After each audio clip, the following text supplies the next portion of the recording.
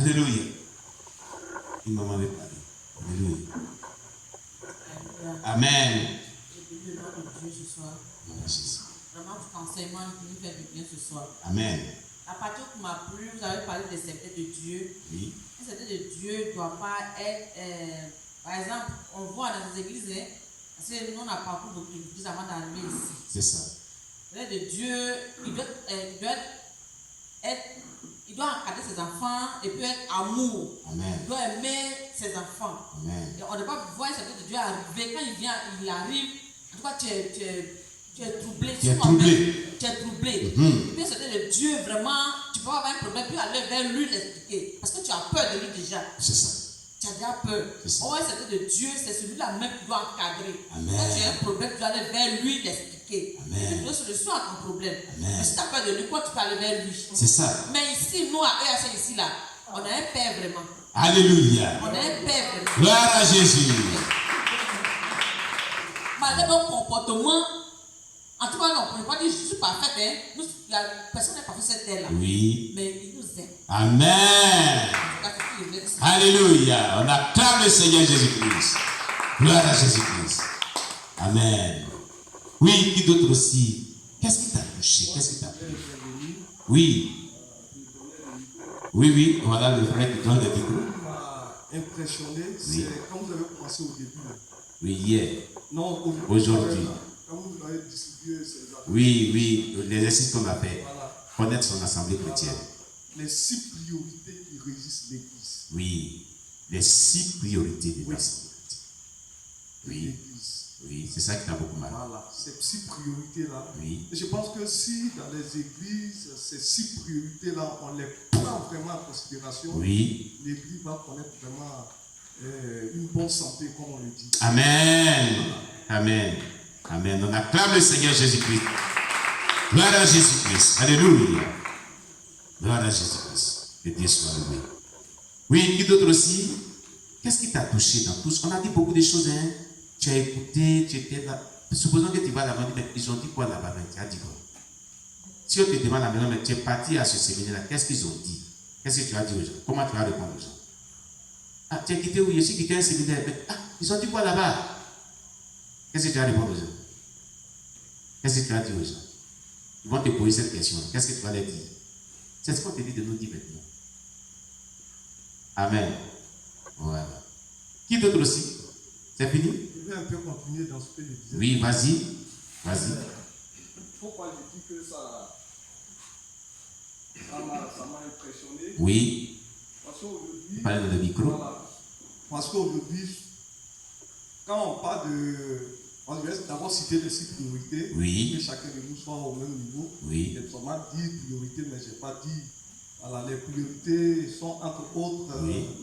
l'intercession, L'intercession. voilà, l'évangélisation, L'évangélisation. la La délivrance, délivrance. l'enseignement, L'enseignement. la La louange et l'action sociale. Voilà.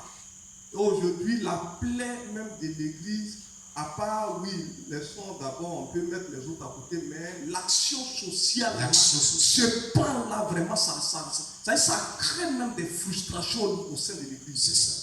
Et qui dispersent parfois Les fidèles. les fidèles. C'est ça. Et si on met l'accent sur ces points-là, je Oui. pense que l'Église va se porter bien. Amen. Amen. Amen. Amen. Amen. On acclame le Seigneur Jésus-Christ. Alléluia. Que Dieu soit loué. Amen. Oui, il y a 2 doigts derrière. Là, il y a Manassé et puis il y a notre maman qui est derrière Manassé.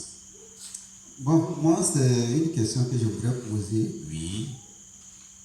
Pas que je comprenne ça, mais je voudrais que nous tous aussi, on ait vraiment une compréhension par rapport à ce terme-là. Amen. Parce que hier, dans Tam, il a été question que le leader, que chacun ait, a la lourde tâche Oui. de faire des disciples. Oui. Qu'est-ce qu'un disciple? Qu'est-ce que c'est qu'un disciple? Amen. Très bonne question. Un disciple, dans le christianisme, parce qu'il y a des disciples dans n'importe quel domaine. Amen. Dans le christianisme, un disciple est apprenant au pied de son maître, qui est un futur leader, amen, il se doit être soumis aux enseignements que lui prodigue son maître, pourvu que ces enseignements soient de bonne qualité. Parce qu'il y a des faux enseignements. Amen. Il est dans une relation étroite avec son maître. Ce dernier doit être humble, soumis, obéissant. Il doit être vraiment le reflet de son maître dans des aspects et des exercices de son ministère auquel il a appelé. C'est pourquoi on dirait des disciples, voici les disciples de Jésus, parce qu'il était le reflet de Jésus dans ce qu'il faisait. Amen. Et ce disciple-là doit beaucoup prier aussi pour son maître et mettre en application tout ce qu'on lui a donné. Commencer. Parce qu'il est un futur maître, il doit être un modèle. Et les gens du dehors comme les gens du dedans doivent témoigner des bonnes choses pour lui. Il doit être engagé à servir Dieu et à rendre compte fidèlement, loin de tout ce qui est duplicité, loin de l'amour de l'argent, loin des calomnies, loin de tout ce qui est mauvais. C'est ce que c'est qu'un disciple. Dieu nous bénisse. Pour aller dans le même sens que lui. Oui. Les disciples, est-ce que nous pouvons en une communauté, Oui. en une assemblée, Oui. voilà, est-ce que tout le monde peut être disciple? C'est-à-dire que tout le peuple de Dieu peut être disciple. Très bien. C'est ce qu'on a dit hier. Tout le peuple en temps normal est appelé à être disciple de Jésus-Christ. Et il doit l'être en temps normal. Ils ont dit, dans le discipulat, là, vous allez apprendre ça. On a dit que définir le nom du peuple qu'on a. En temps réel, selon les Saintes Écritures, toute l'assemblée doit être composée des disciples. C'est ce qu'il dit hier. Nos convertis, on doit faire d'eux des disciples. C'est la vocation à laquelle Christ nous apporte. C'est pour ça qu'Ésaïe 54, verset 13 a dit hier. Tous tes fils seront disciples de l'Éternel et grande sera la prospérité de tes fils. On dit tous.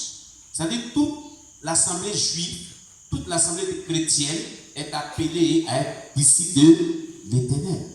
Ésaïe 54, verset 13. Jésus venant, au temps messianique, il dit ceci, avant de monter au ciel définitivement. Il dit, tout pouvoir m'a été donné dans Matthieu chapitre 28, verset 18 à 20. Tout pouvoir m'a été donné sur la terre comme dans le ciel. Allez donc faire des nations des disciples. Il dit quoi? Allez donc faire des nations des disciples. Les nations ne sont pas des bâtiments, c'est tous les habitants de la terre. Donc tous les habitants de la terre sont la vision de Jésus-Christ. Nous les chrétiens, nous devons faire d'eux des disciples. Ce qui veut dire que ceux qui se convertissent à Christ, en temps normal, l'église doit être composée des disciples. Donc quand tu te convertis à Jésus-Christ, tu dois savoir que tu dois être disciple de Jésus-Christ pour le servir. Selon les propos de Jésus.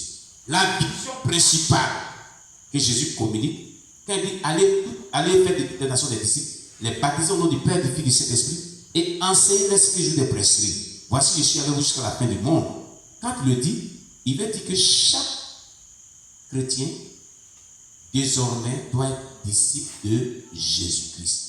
Et est appelé à faire des disciples du même. C'est pourquoi quand vous prenez 1 Timothée, ou je crois 1 Timothée 2, verset 2, moi je vais vérifier, ce que Paul dit à Timothée, on va le lire ensemble, on dit que je vérifie pour voir. Ce n'est pas 1 Timothée 2, verset 2, c'est 2 Timothée 2, verset 2, entre les deux. On va voir quelqu'un pour lire 1 Timothée 2, à partir du verset 2, jusqu'au verset 3, je crois. Paul parle à Timothée, lui laisse sage conseil. 1 Timothée chapitre 2, 1 Timothée 2, verset 2. Non, c'est 2 Timothée. C'est 2 Timothée chapitre 2. Chapitre verset 2. 2 Timothée chapitre 2, verset 2. Amen. en ce que tu as entendu. Bon. Donc, on va lire à partir du verset 1. Verset 1 jusqu'à 3. Toi donc, mon fils ou bien mon enfant, Hein. fortifie-toi dans la grâce qui est en Jésus-Christ. Oui. Et ce que tu as entendu de moi Oui. en présence de beaucoup de témoins, Hum. confie-le à des hommes fidèles Vous comprenez? qui soient capables de l'enseigner aussi à d'autres. D'autres. Vous avez vu? C'est ce que Paul dit à Timothée. Son disciple. Son fils dans la foi. Il dit ce que tu as entendu en prenant de beaucoup de témoins de moi. C'est tous les enseignements que tu as reçus de moi.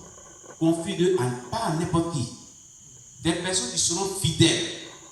Un disciple doit être fidèle à son maître. Fidèle dans l'obéissance aux enseignements qu'on lui a donnés. Comme toi tu es fidèle, tu confies ces mêmes enseignements-là à des personnes fidèles. Pas aussi fidèles seulement, mais qui soient capables de l'enseigner aussi à d'autres personnes. C'est comme une chaîne qu'on ne doit pas briser. Amen. Voilà. C'est ça. Bon, papa, Oui. au vu de ce que nous venons d'entendre, Oui. dans la communauté des enfants de Dieu, il y a des hommes, il y a également des femmes. Oui. Alors que cette prescription nous dit que chaque enfant de Dieu devienne disciple.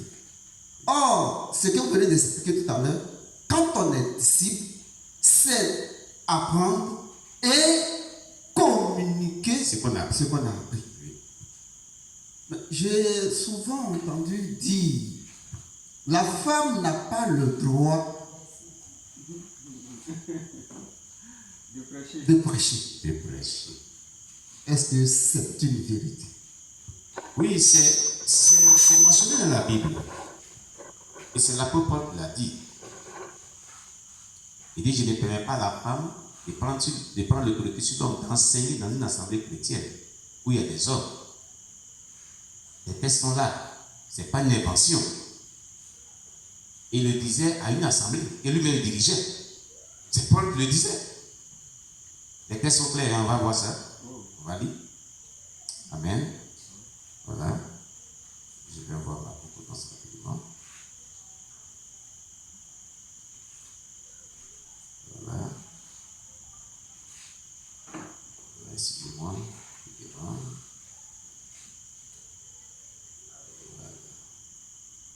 Prenez 1 Corinthiens 16, verset 7. Quelqu'un lit 1 Corinthiens chapitre 16, verset 7.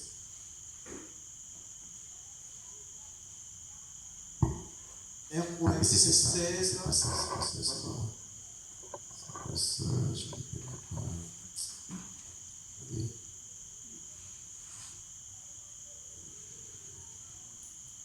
Voilà, je n'ai pas ma Bible ici.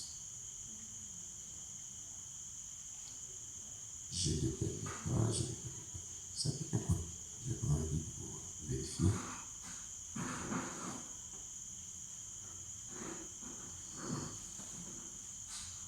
Je ne permets pas à la femme d'enseigner, ni de prendre de l'autorité sur l'homme. Oui, tu as trouvé? Si tu as trouvé, tu peux te faire la lecture. Hein? Vas-y.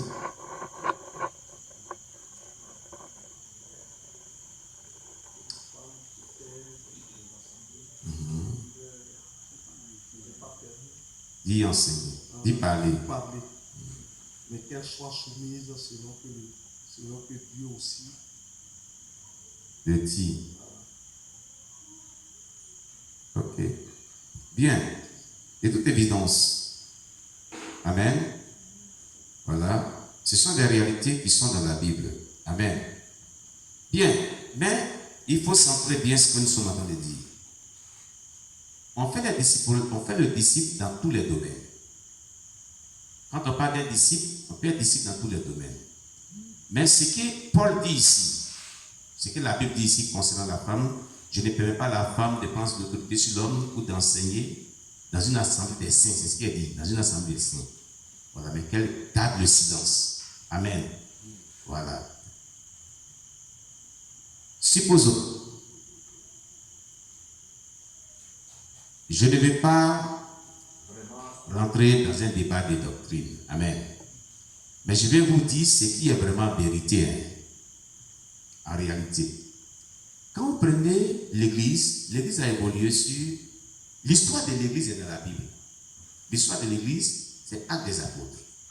Ça commence par Actes des apôtres et les épîtres de Paul. Et le missionnaire par excellence qui a implanté l'église est peu partout. Amen. Amen. Amen. Amen. Voilà. Quand vous prenez... Parce que quand on prend Éphésiens 2, verset 20, dis-nous Éphésiens 2, verset 20. Éphésiens chapitre 2, verset 20.